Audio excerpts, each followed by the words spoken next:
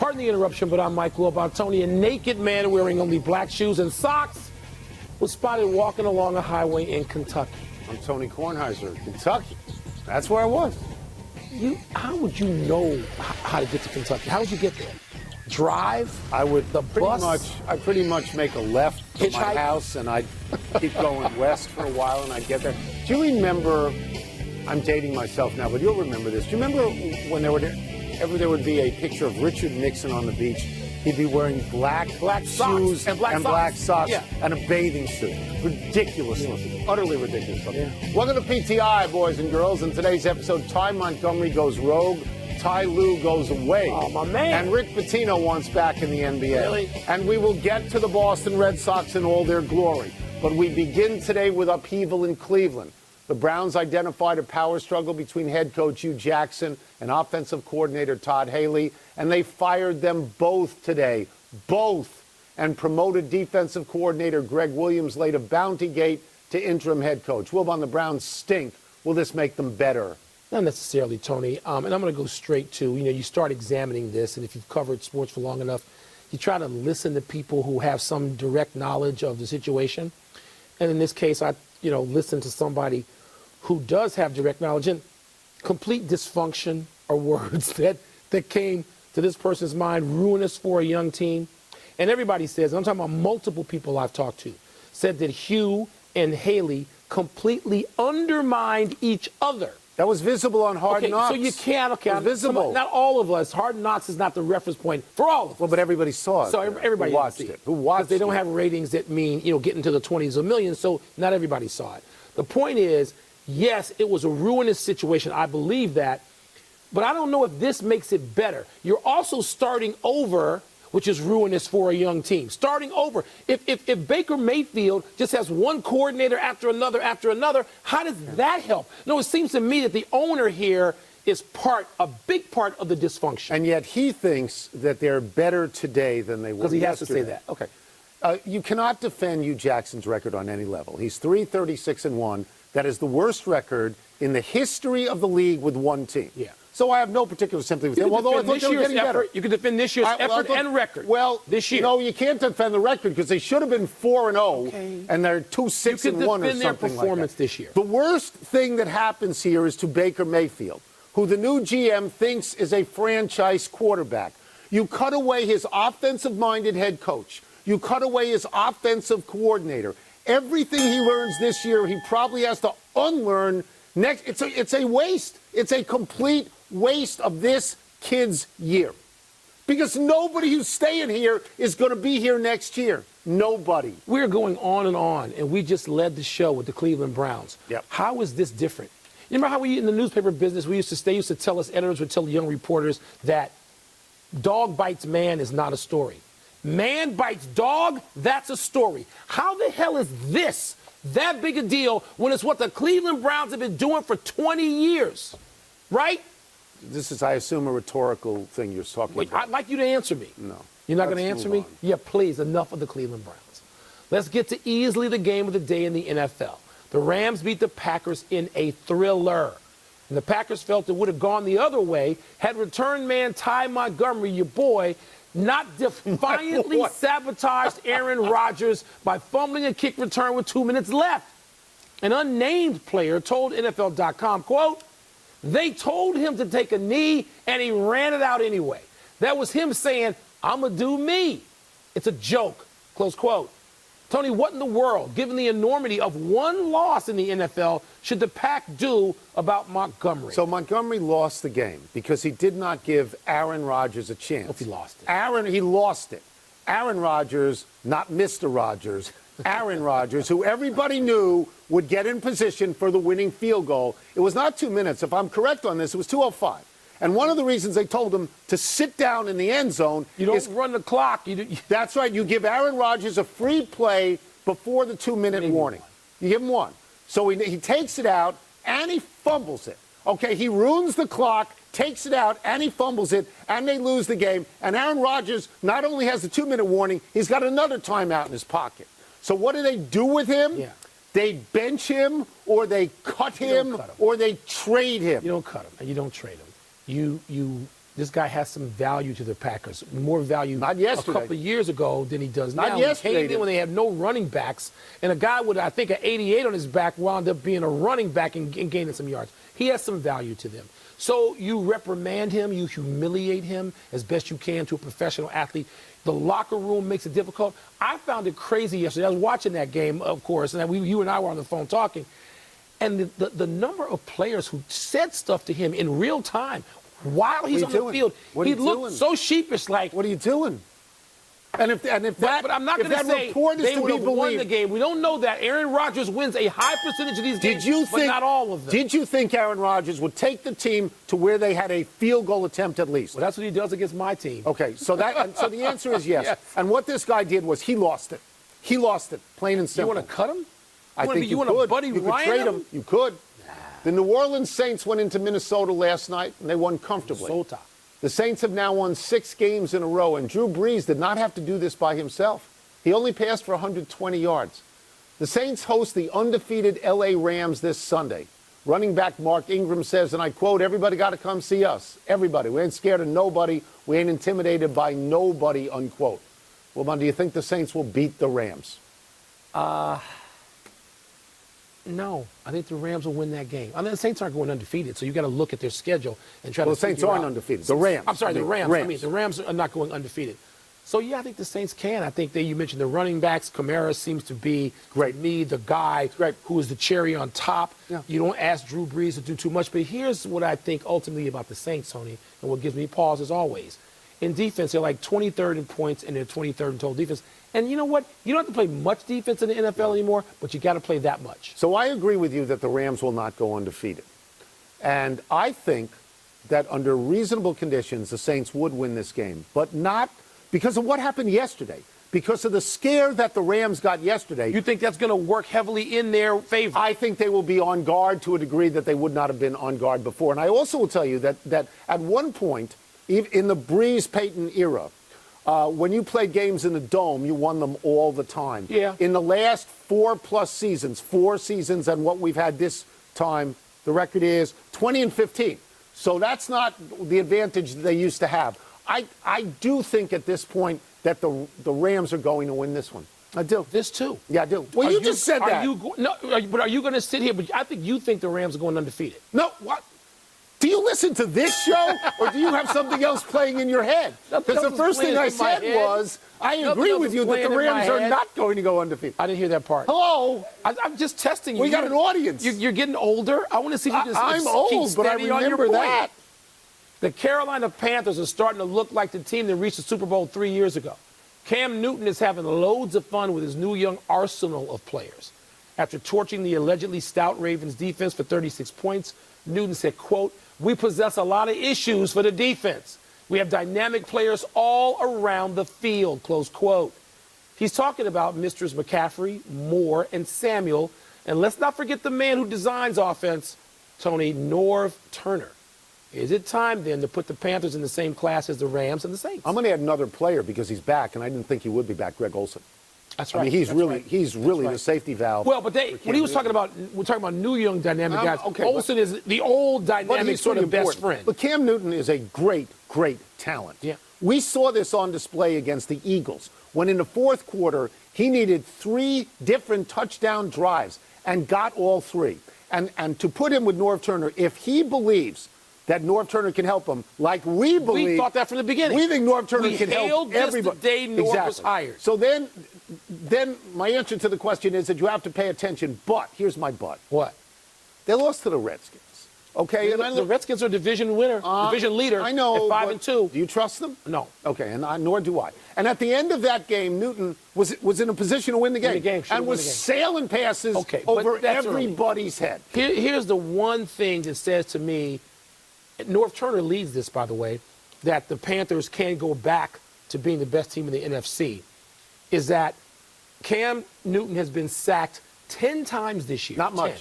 Not you much. know how many he was sacked the same number of games last year? 20, I'd say. 22. Yeah, he got So if you can keep Newton upright and healthy for the entire season, Tony, they're going to be right there with the Rams and the Saints. I think if you've looked at the league so far, you have put New England and Kansas City and the Rams and now possibly the Saints in the uppermost category. Okay, but and everybody on deck? Else, everybody on deck, yes, but what So everybody says about all the other teams is this, really?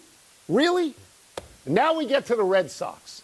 They beat the Dodgers last night behind the revitalized David Price and won the World Series 4-1. This is after beating the defending world champions Houston 4-1. And that was after beating the powerful New York Yankees 3-1. And it wasn't 4 because you only had to win 3 in that series. Red Sox second baseman Ian Kinsler told The Athletic, quote, "It's not just that we won the World Series.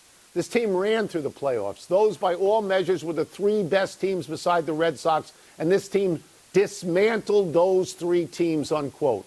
Wilbon, what do you like best about these Red Sox? What I like best is something that can't be measured statistically, so I'm sure it confounds all the people who want to just sort of distill things into some sort of numbers. They were relentless. It didn't matter. A 1-run lead to them was like they're still up 3. I mean, and sometimes they were down 1 or the game is even, and you just, if I click the channel onto something else and click back, the Red Sox were up 3 runs.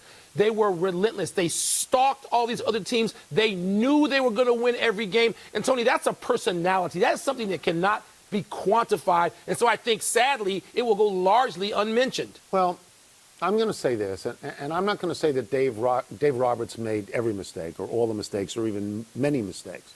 But I'm going to tell you Alex Cora didn't make any mistakes. Okay, I'll give you that. He went through this. He did some things. You and I, probably you too. I never heard of Steve Pearce before last week. Oh, yeah. I didn't even know who I've heard him. He's played for all the teams in the division. But he was very important to the series. Whether he was MVP or not is up to question, but he was very important. He wasn't MVP. Here's what I like. Price is the MVP. So this is another thing. I'm going to get back to that. Cora pitched Price.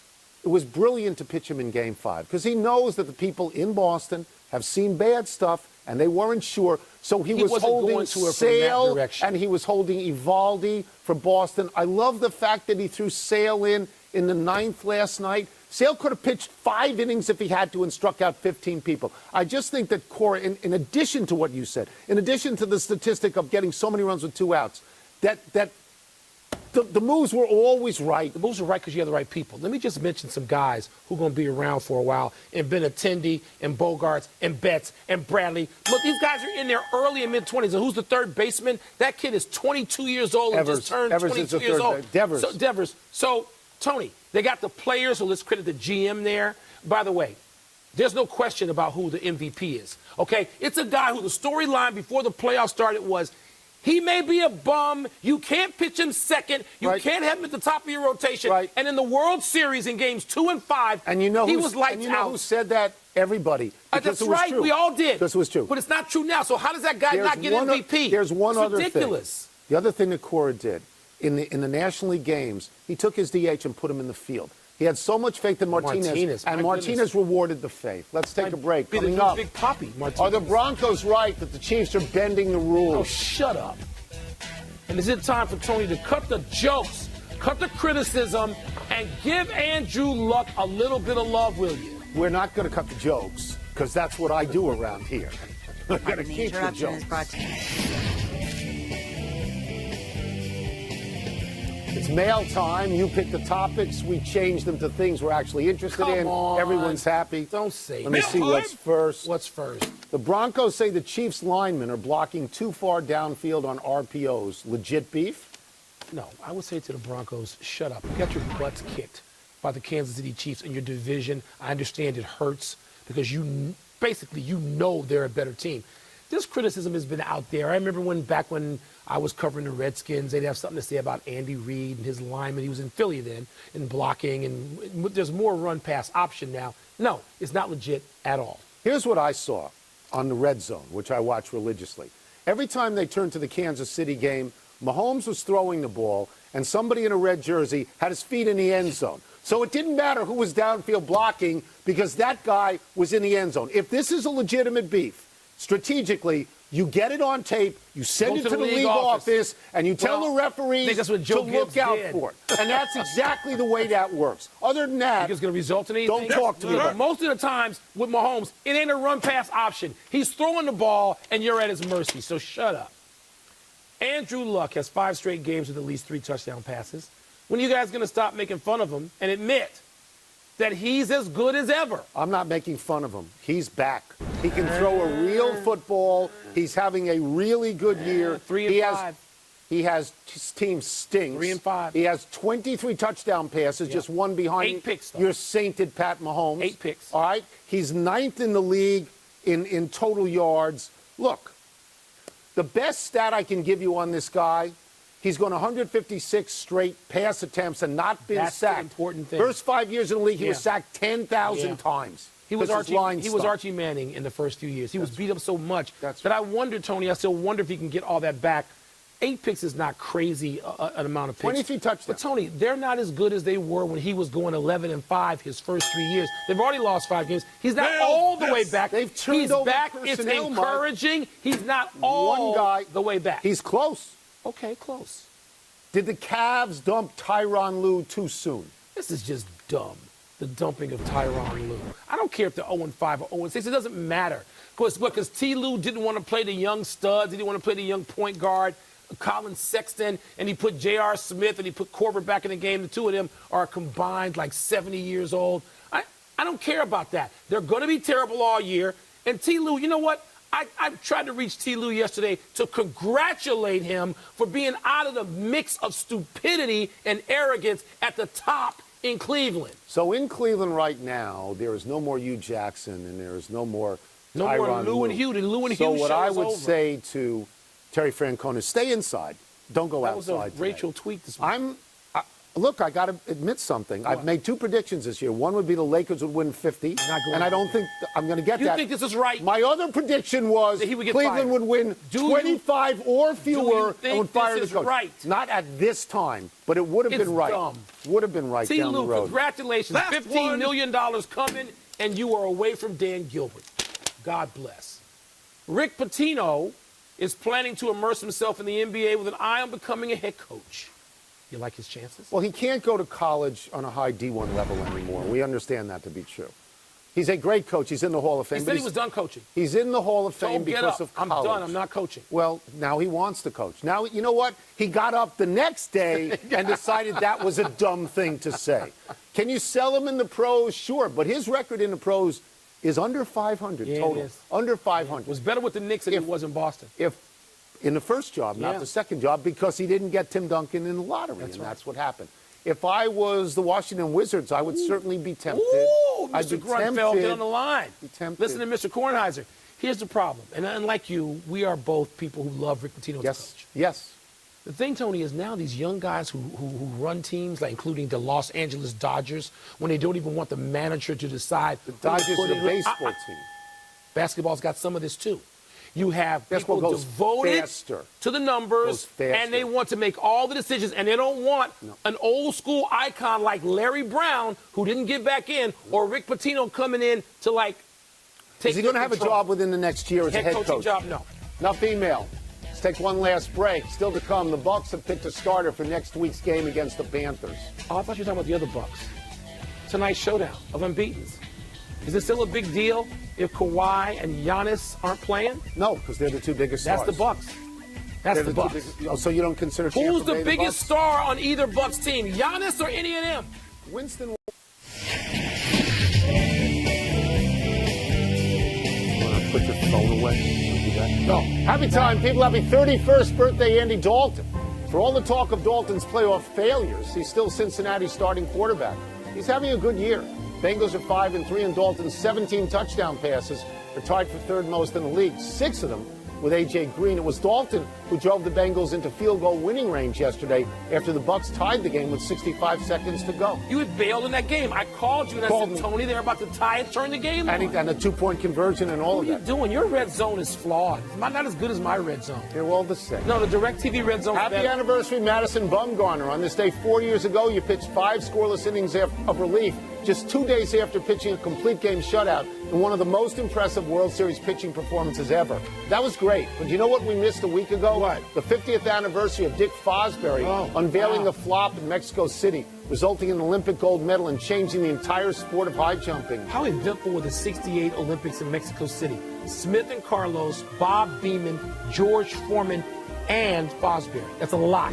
Big a deal. lot for those 2 weeks. Happy trails to the top 10 for Texas. The Longhorns went from 6 to 15 in the most recent AP poll after losing to Got Oklahoma docked. State on Saturday. Though all of these rankings are subjective because the only rankings that really matter begin tomorrow night with the first college football playoff committee rankings. The problem for the Big 12 getting into the playoff is that Oklahoma, the conference's highest-ranked team, has already lost to Texas. But a lot of teams are going to lose. I keep telling you that. Alabama is the only team that's possibly not going to lose, and they can lose to LSU at night. You think Clemson in is Baton going Rouge. to lose? They You all really lose. do? They lose every year. Let's go to the big finish. Let's do it. The Bucs will start Ryan Fitzpatrick over Jameis Winston. Is that the right call? After 4 interceptions in his performance, it's the only call.